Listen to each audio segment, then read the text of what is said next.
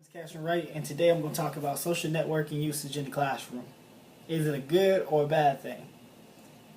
Social networking sites have become very, very attractive to students, teachers, and even parents nowadays. So, an article that I read from Stephanie Feeney and Nancy Freeman wrote that talked about the rewards and the challenges of the uses of social media by teachers and even some schools. Technology gives a chance to reach parents, families, supporters without having to leave from your own house or classroom.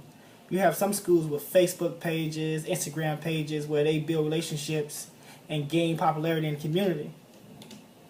But we also have to acknowledge that students nowadays are spending more than a third of their day on iPads, iPhones, or computers. Yes, go back. Yes, a third of the day. Well, more than a third. 9 out of 24 hours, which is including sleep time. Which means we have to acknowledge that technology in today's world is used a lot more than in the past. And as a parent, I can personally say that I am one of those parents that are social networking savvy. I love my phone. I love my iPad. I love it. So I'm one of the people that I'm talking about. I'm gonna throw that out there first. But I also believe that using technology to teach and build relationships with families can help and help build up kids and help build up communities and help build relationships between the parents and also, most importantly, create accountability with the student. Right? But with all that being said, we have to acknowledge that social media does come with a lot of risk. And the risk could be programs and teachers getting criticized on these social media sites, or even parents or teachers criticizing other kids, and which is a big no-no. So we have to acknowledge that. And one of the two things that Stephanie Feeney and Nancy Freeman talked about is cyberbullying and addiction. Yes, addiction. So a lot of people are going to say, what's addiction in social media? But I know everybody knows somebody, me included, know somebody who the first thing they do when they wake up in the morning is grab their phone. The last thing before they go to sleep is they're looking at their phone. That's called an addiction. Like, you're addicted to your phone. Like, imagine that. Back in the days when I grew up, that didn't happen. It wasn't like that. Like, I tell people all the time, like, well, my first time I got a phone was at 14. So I took a poll today, in my class. I had 3 different classes, a grand total of 60 kids.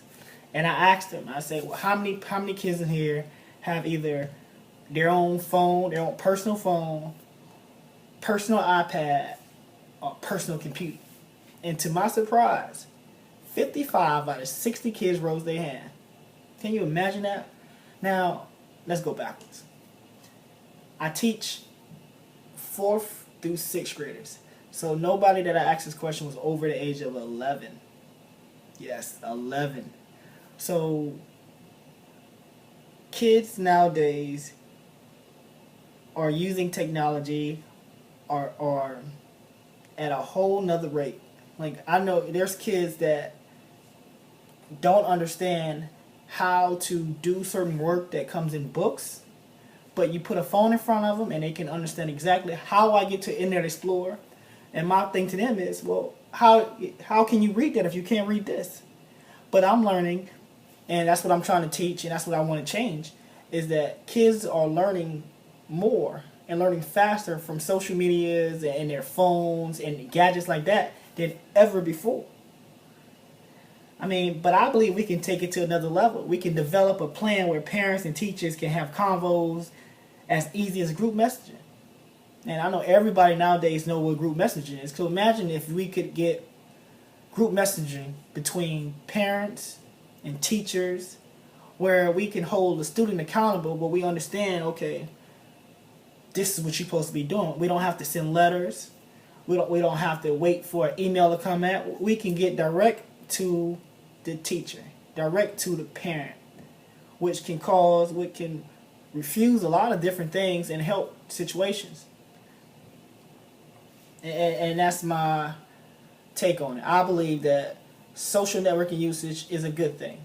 I believe we could change the way of learning. We can modelize things and help our kids be more engaged in things. Like the school that I teach at now, Rockdale Academy, which is in Cincinnati, Ohio, we use reading theory, 10 marks, and Zern to teach our kids. And over the past year and a half, what I've learned is that is by far the most engaged that the kids are during the daytime. They're quiet, they're focused, because I believe that they understand that more. You know, back in the days when I was growing up, social media or social networking wasn't around or wasn't as strong as it is now. But in this century, in these time of days, it's very, very high. And as teachers, we should figure out a way to push our methods towards that way so that we could be more engageful for our students, which is most important in trying to build our youth and trying to build better kids and better students in the community. And that's mine. And that's what we talked about, social media usage in the classrooms. Let me know.